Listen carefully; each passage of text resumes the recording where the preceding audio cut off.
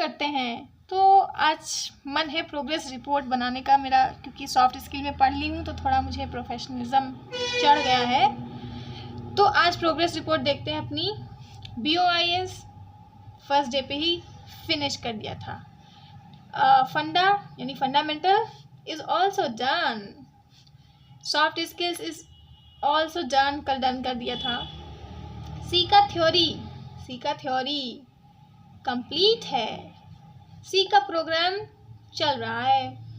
अब ये प्रोग्राम बहुत दिन तक चलेगा, ठीक है। मतलब सी की थ्योरी तो डन कर दी थी, बट प्रोग्राम्स बचे हैं तो उनको भी एंड करना पड़ेगा। ये ठीक है। तो इस समय मैं प्रोग्रेस में कहाँ हूँ लाइक आखिरी चरण पे हूँ। बस प्रोग्राम फिनिश करना है एंड मैथ्स फिनिश करना है। मैथ्स को मैंने इसीलिए लास्ट में रखा है क्योंकि गाइस मैथ जो है हमेशा लास्ट में ही होती है, क्योंकि वो मेरा लास्ट मतलब वो रह जाता है कि मैथ तो कभी ख़त्म होगी नहीं, यानी कि उसको लास्ट में रख दो। जितना लास्ट डे तक पढ़ पाएंगे उतना चला लेंगे, ठीक है। तो प्रोग्राम चल रहा है एंड मैथ चल रहा है। ये दोनों कभी ख़त्म नहीं होंगे। लाइक प्रोग्राम अगर करना चाहें तो हम बहुत सारा कर सकते हैं, मैथ्स भी पढ़नी चाहें तो बहुत सारी पढ़ सकते हैं। तो ये दो लॉजिकल वाला जहाँ पे आ जाता है ना, तो वो कभी ख़त्म होगा ही नहीं। इसीलिए इसको लास्ट डे तक ले चलेंगे। अपना तैयार पक्का करके इतना चलना है और लास्ट डे में इन दोनों को, लास्ट डेज के लिए इन दोनों को रख देना है, ठीक है। तो यही थी प्लान, मतलब यही था प्लान और प्लान भी हो चुका है। प्रोग्रेस रिपोर्ट भी बन गई। अब चलो फैक्टोरियल का प्रोग्राम शुरू करते हैं। तो प्रोग्राम नंबर 4 है फैक्टोरियल का। फैक्टोरियल की शक्ल ऐसी होती है, लाइक दिस, ठीक है, मैथ में। और फैक्टोरियल वो भी हम प्रिंट करेंगे by loop, by using loop, ठीक है। मैंने कहा था लूप से जो कर सकते हैं वो रिकर्जन से भी कर सकते हैं, यानी फैक्टोरियल को रिकर्जन से भी किया जा सकता है। बट पहले हम लूपिंग से सीखेंगे क्योंकि लूप थोड़ा आसान होता है, एंड देन बाद में रिकर्जन से देखेंगे। ओके, तो फैक्टोरियल में बनेगा कैसे, ये है क्या। तो फैक्टोरियल समझने के लिए पहले लिख देते हैं। देखो फैक्टोरियल में ऐसा चलो मिलता है हम लोगों को, ऐसे उसके क्वेश्चंस आते हैं। और सी लैंग्वेज में ऐसा क्वेश्चन लिखा होगा, write a program for calculating a factorial of a number user given by the user, है ना, ऐसे आएगा। तो अब ऐसे मिलता है, मतलब यूज़र जो नंबर देगा वो हम ऐसे ही रखेंगे, ठीक है। तो इसका सॉल्यूशन कैसे निकलेगा, जब मैं 5 को, मतलब 5 है और 5 को 1 तक ले जाकर जितने नंबर बीच में आ रहे हैं सबको इंटू कर दूं, मतलब सबका प्रोडक्ट निकाल के लास्ट में लिख दूं, वही मेरा आंसर होता है, ठीक है। नहीं 5 का फैक्टोरियल अगर प्रिंट कराना है तो 5 से लेकर फिर 1 तक जितने भी बीच में नंबर होंगे सारे के सारे मल्टीप्लाई हो जाएंगे, ठीक है। तो ये ऐसे मल्टीप्लाई होकर फिर लास्ट में जो हमको मिलेगा वही हमारा आंसर होता है। सो यही है factorial. 5 multiplied by 4 then 3 then 2 then 1, तो इसका आंसर आता है 120 120। तो ये है 5 का फैक्टोरियल, ठीक है। ये लॉजिक है इसमें। बस हमको अब करना क्या है, हमको बस एक नंबर यूज़र से ले लेना है, यानी ये चीज़ तो यूज़र से लेनी ही पड़ेगी, ये चीज़ यूज़र से लेनी पड़ेगी कि भाई तुमको किस नंबर का फैक्टोरियल चाहिए, तुम बताओ तो सही। तो इस चीज़ के लिए ये तो फिक्स्ड है, ये मिल जाएगा हम लोगों को, डन। और फिर बाद में इनको पाने के लिए हम लूप चला देंगे, है ना, लूप चलाना हमें आता है, ओके। तो इसको मिलते ही फिर लूप चलाकर इन सबको पा लेंगे, फिर मल्टीप्लाई तो हम कर ही लेंगे और लास्ट में ये आंसर दिखा देंगे। ये काम होगा मेरे फैक्टोरियल में। तो शुरू करते हैं। सबसे पहली लाइन तो हमेशा हैश इंक्लूड stdio.h, फिर इंट मेन,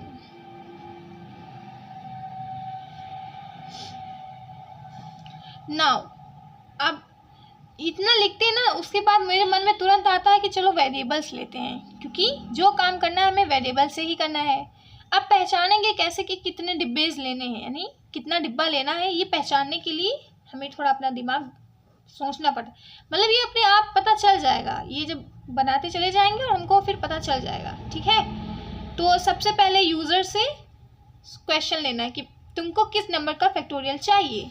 ठीक, तो यूज़र से एक जो क्वेश्चन लेंगे यानी जो नंबर लेंगे उसके लिए एक डिब्बा, ठीक है, एक वो हो गया। दूसरा जो हम लास्ट में आंसर देंगे, ठीक है, लास्ट में जो उसको हम आंसर देंगे कि ये रहा तुम्हारा आंसर, तो उसके लिए भी एक डिब्बा चाहिए होगा, 2 डिब्बे। 2 डिब्बे हमको मिल गए, तो 2 ही डिब्बे का यूज़ होने वाला है। तो चलो शुरू करते हैं, मतलब ओके। तो हर चीज़ में हम नंबर ही कर रहे हैं, लाइक इंटीजर्स को ही यूज़ कर रहे हैं, नंबर 4 5 6 इन्हीं सबको यूज़ कर रहे हैं। तो इसीलिए हम इंट नाम का वेरिएबल, मतलब इंट डेटा टाइप का एक वेरिएबल लेंगे, ठीक है। तो नंबर को मैं n में स्टोर करा रही हूँ, ओके ओके। फिर बाद में मैं यूज़र को बताना चाहती हूँ, यूज़र को दूसरा नंबर हमको इसके लिए भी चाहिए। तो ये देखो एक तरह से ये प्रोडक्ट हो रहा है ना, तो अगर मैं अपना वेरिएबल का नाम ऐसे बढ़िया से प्रोडक्ट ही रख लेती हूँ तो कितना अच्छा रहेगा ना। इस वाले वेरिएबल का नाम मैंने n रख दिया है और इस वाले वेरिएबल यानी इस वाले डिब्बे का नाम प्रोडक्ट, इस वाले डिब्बे का नाम n है। तो प्रोडक्ट नाम का भी एक डिब्बा ले लिया मैंने, जिसके अंदर मैं पहले से ही क्या डाल दूंगी, 1। अभी देखना क्यों, अरे प्रोग्राम हो गया ये, तो काटते हैं इसको। Here should be product, okay. और इसी के अंदर मैंने पहले से ही इसको इनिशियलाइज कर दिया है 1 से, ठीक। देखो यहाँ पर 0 से क्यों नहीं किया, क्योंकि जो भी प्रोडक्ट हम इसके अंदर स्टोर कराने वाले हैं ना, अगर मैंने यहाँ पर 0 कर दिया होता, मान लो यहाँ पर मैंने 0 कर दिया होता, ठीक है, तो क्या होता कि यहाँ ये जो 1 है ना, इसकी जगह पर 0 जाता, और ये देखो सारा मल्टीप्लाई, फिर बाद में अगर 0 से मल्टीप्लाई हो जाता तो हमेशा आंसर 0 ही आ जाता। इसलिए हमने इसको 0 से शुरू नहीं किया है, इसको 1 से शुरू किया है, क्योंकि 1 से मल्टीप्लाई करेंगे तभी वो सारी वैल्यूज़ जिंदा रह पाएंगी, वरना 0 ही रहेगा तो सब सारा एकदम नीलबट्टा सा जो भी है पूरा 0 ही हो जाएगा। तो इसीलिए मैंने यहाँ पे 0 से इनिशियलाइज नहीं किया है, 1 से किया है। नाउ जैसे ही हमको n, अब हाँ n यूज़र से लेना है मुझे, तो आउटपुट वाली विंडो तुरंत खोलेंगे अब, ठीक है। आउटपुट वाली विंडो में मुझे यहाँ पर यूज़र को लिख के दिखाना है कि बेटा जी अपना नंबर दीजिए हमें। तो जो भी हमें आउटपुट वाली विंडो में दिखाना रहता है तो मैं प्रिंटफ के अंदर लिखती हूँ, तो प्रिंटफ एंटर द नंबर, यानी जिस नंबर का यूज़र को फैक्टोरियल निकालना है कृपया उसे आप एंटर कर दें। जैसे ही वो यहाँ पर एंटर करेगा, यानी मान लो उसने 5 ही किया है, ठीक, 5 एंटर कर दिया। अब उस 5 को उस n तक पहुँचाने के लिए हमेशा क्या रास्ता था, स्कैन f से हम उस 5 वाले चीज़ को n के डिब्बे में डाल पाएंगे, ठीक है। इसीलिए नेक्स्ट स्टेप रहेगा स्कैन f, यानी यहाँ जो भी मिला है तुरंत यहाँ पर लाकर उसको उसके डिब्बे में रख दो। तो उसको उसके डिब्बे में रखने के लिए कर लिया। तो n नाम का डिब्बा था, इसलिए यहाँ पे बताना होता है कि n नाम के डिब्बे में जाकर यहाँ पे मिली हुई वैल्यूज़ को रख दो, ठीक है। ये एड्रेस बताता है कि n के एड्रेस पे, यानी n जहाँ रह रहा है यानी यहाँ, वहाँ पे जाकर इसको जाकर रख दो। ये एड्रेस है। ये जो साइन होता है उल्टा वाला जो s है एम्परसेंड, तो इसका काम है एड्रेस बताना, ओके। तो n मिल गया। जैसे ही हमें कुछ मिलता है हम काम करना शुरू कर देते हैं, तो लूप चलाएंगे, क्योंकि n मिल गया, 1 भी मिल गया। अब हमको बीच के तो 4 3 2 चाहिए, 4 3 2 पाने के लिए लूप चलेगा। For int i equals to 0 से इनिशियलाइज कर दिया, 0 से करना चाहिए, नहीं करना चाहिए, 1 से करूँगी मैं। तो इंट को i से इनिशियलाइज कर दिया, देन i को मैंने चलाया है जब तक वो छोटा है n से, या फिर बराबर नहीं हो जाता n के, तब तक चलाना है, और i प्लस प्लस होता रहेगा। डन। लूप के अंदर हमें करना क्या है, जो i आता रहेगा, देखो इसमें i की वैल्यूज कितनी बार आएंगी, ठीक है। तो i की वैल्यू जब 1 रहेगा तब चलेगा ही, ओके। फिर प्लस होकर 2 होगा, और क्या 2 5 से छोटा है? हाँ छोटा है, तब उस पर भी चलेगा ये। ठीक, अब फिर से प्लस होगा यानी कि 3 होगा, और 3 5 से छोटा है क्या? चलेगा। फिर ये i प्लस प्लस होगा यानी 4, 4 भी 5 से छोटा है, चलेगा। फिर i प्लस होगा, प्लस प्लस होगा यानी ये सब करते, उसके बाद i प्लस प्लस होगा यानी कि 5 होगा, और 5 n से छोटा है, हाँ चलेगा। ठीक, सॉरी 5 5 से छोटा है, और मतलब ये देखो बराबर लिखा है ना, तो 5 क्या 5 से छोटा है या फिर बराबर है? तो ये ट्रू, तो 5। अब फिर से i प्लस प्लस होगा, 6 होगा, लेकिन यहाँ पे कंडीशन गलत हो जाएगी यानी कि ये नहीं होगा। ठीक, तो होगा कहाँ तक? 1 2 3 4 5, हमको 5 मिल गए। देखो 1 2 3 4 5, हमको इस चीज़ को करने के लिए 5 का फैक्टोरियल निकालने के लिए नंबर तो इतने ही चाहिए थे। अब देखो यहाँ से हमें वो नंबर सारे के सारे मिल गए, यानी आई में बार बार हमको ये सारे नंबर जो हैं मिलते चले जाएंगी, हमारी ज़रूरतें पूरी होती जाएंगी। बस हमको इनके बीच में एक इंटू लगाना है। तो इंटू लगाने के लिए ही हमने यहाँ पे 1 ले लिया था पहले से ही प्रोडक्ट में। ठीक है, अब क्या करेंगे?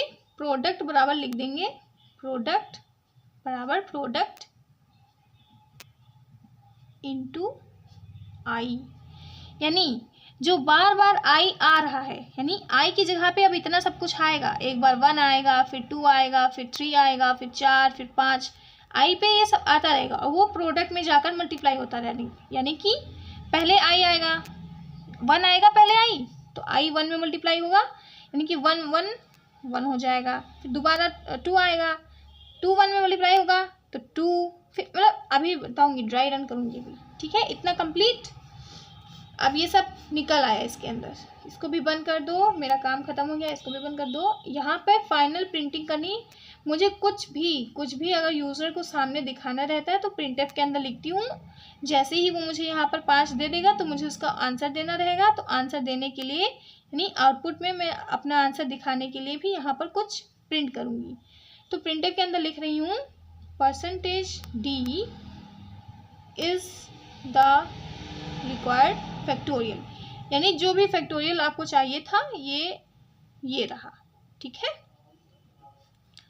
इतना लिख दिया। देन ये कॉलन क्लोज। देन ये %d मैंने प्रोडक्ट को प्रिंट कराने के लिए रखा था, क्योंकि ओवरऑल जो है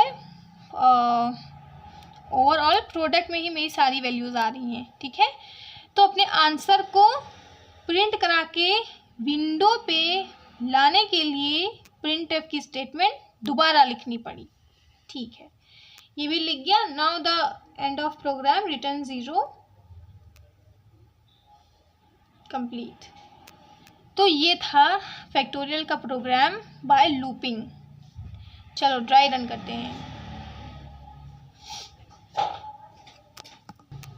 अब ड्राई रन करेंगे। ड्राई रन कैसे होता है? सबसे पहले लूपिंग मतलब प्रिंटिंग से शुरू करेंगे, जहाँ पे पहला प्रिंटफ दिख जाए वहाँ से ड्राई रन शुरू।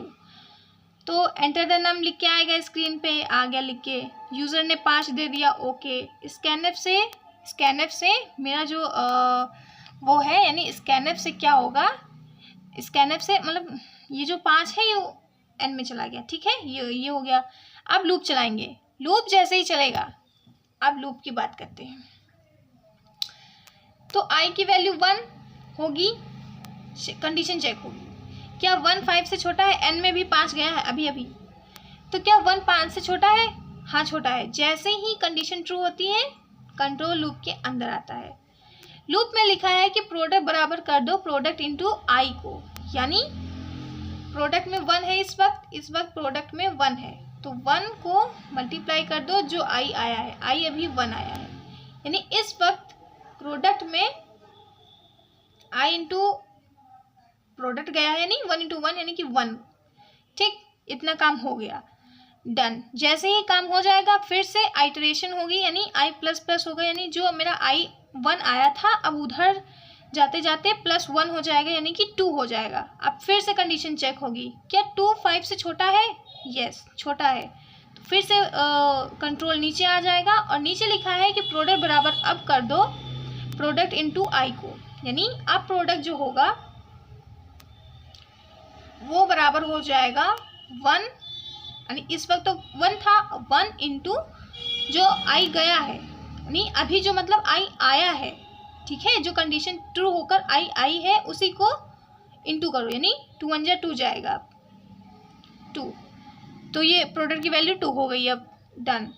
अब फिर से जैसे ही काम हो जाएगा लूप बंद हुआ, यानी कि मतलब लूप बंद नहीं होगा, फिर से आइट्रेशन होगी, 2 + 1 होगा यानी कि 3 होगी, और कंडीशन चेक होगा क्या 3 5 से छोटा है, हाँ छोटा है, फिर से कंट्रोल लूप के अंदर आएगा।